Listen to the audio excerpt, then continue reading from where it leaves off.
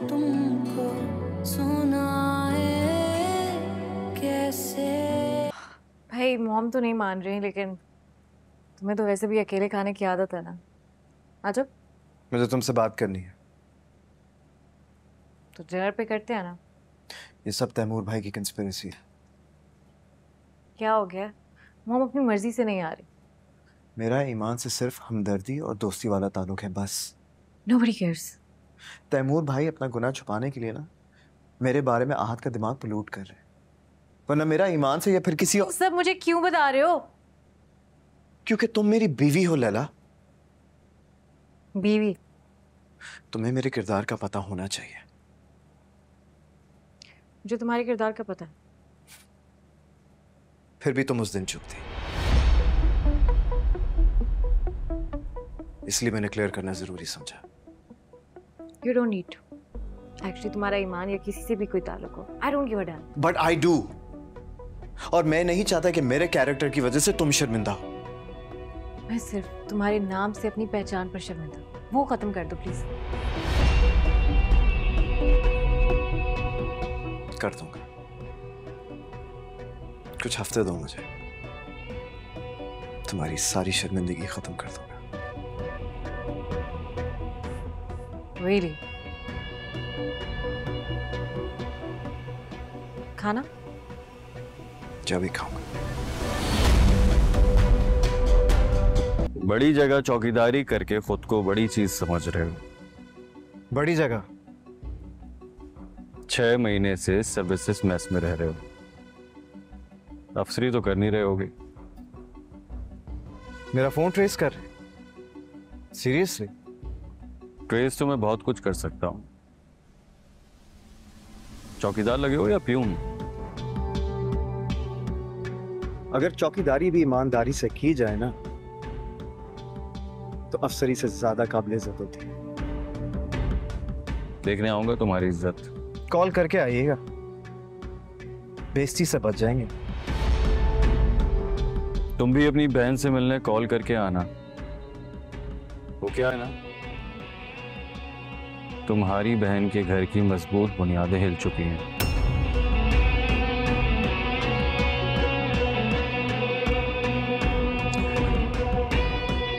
अब जाके एहसास हुआ है मुझे, तुम्हारी बहन को मेरे नाम जबरदस्ती बांधा गया है।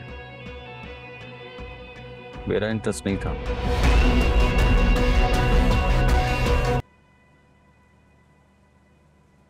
हाँ, इतना कुछ हो गया और आप लोगों ने मुझे कुछ बताया तक नहीं। हम तो परेशान थे ही, तुम्हें बताते तो तुम भी परेशान हो जाते, इसलिए सोचा कि पेपर्स के ख़त्म होने के बाद जाकर सारी कहानी एक बार ही बता देंगे। बेटा, तुम्हारा इम्तिहान कैसा हुआ? इम्तिहान जैसा ही था अम्मी। सब कुछ लिखा था ना? पेपर में लिखने का तो नहीं पता, लेकिन नसीब में जो लिखा था बिल्कुल वैसे ही जी कर आई हूँ। अच्छा छोड़ो ये सब बातें, तुम खाना खाओ और जाकर आराम करो। वैसे ही इतने दिन ख्वार होकर आई हो।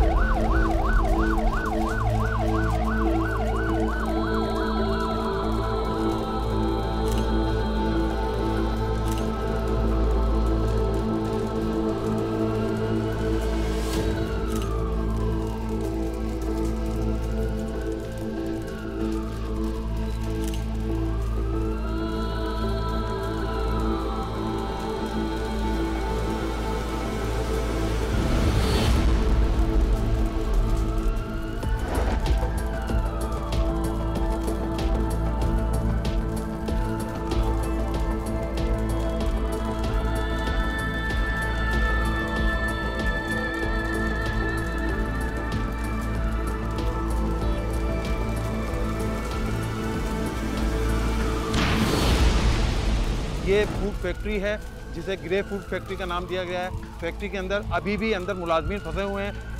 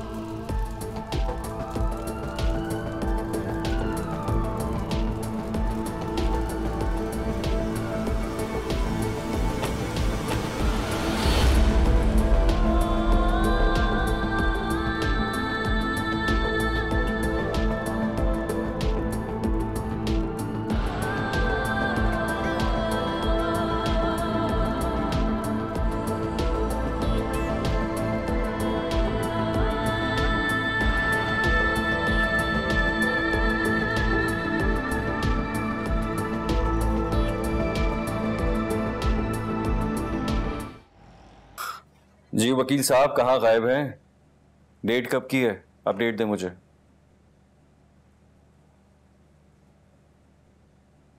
देखा तुमने ग्रे फूड वालों के साथ क्या हुआ? क्या हुआ? तुम्हारा ध्यान कहाँ है? जिसे ग्रे फूड फैक्ट्री का नाम दिया गया है। फैक्ट्री के अच्छा ये क्या हुआ इन्हें? हमारी रेस्क्यू काम से बात हुई है। उन्होंने कहा है कि आग को तीसरे दर्जे की करार दे दिया गया है। मुझे तो ये समझ नहीं आ रही कि जब कोई बैकअप प्लान ही नहीं था तो इतना बड़ा कदम उठाया ही क्यों? बाज़ औक़ात दूसरा रास्ता होता ही नहीं किसी के पास। ऑडिट से बच रहे थे, इंक्वायरी में फंस गए। तुम अभी बिजनेस में नए हो, इस तरह के मामलात में ये ऑडिट और ये इंक्वायरीज कॉमन है। सुना है नया ऑफिसर बड़ा ईमानदार आया। ईमानदार कुछ नहीं होता, हर किसी की कीमत होती है। बस ये कीमत बढ़ाने के पैंतरे हैं। पब्लिक के लिए अपनी जान का रिस्क लेना ये एक ड्रामा है, राइट? जिस तरह नया चौकीदार कुत्ते के भौंकने पर भी सीटी मारता है ना, बिल्कुल उसी तरह ये नया आने वाला अफसर भी अपनी कारकर्दगी दिखाने की कोशिश करता।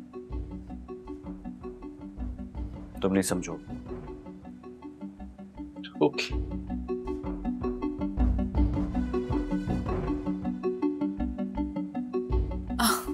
अरे अरे, ये चांद कहाँ से निकला है? कैसी हो ज़ारा? मैं ठीक हूँ, तुम बताओ। I am good.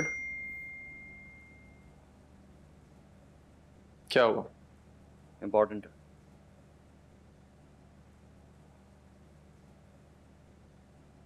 Is everything okay?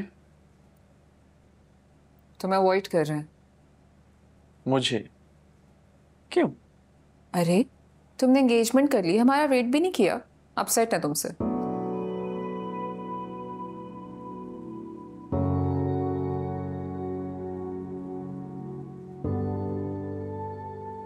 क्या आप मेरी जल्दी एंगेजमेंट करने पर मुझसे नाराज हो गए?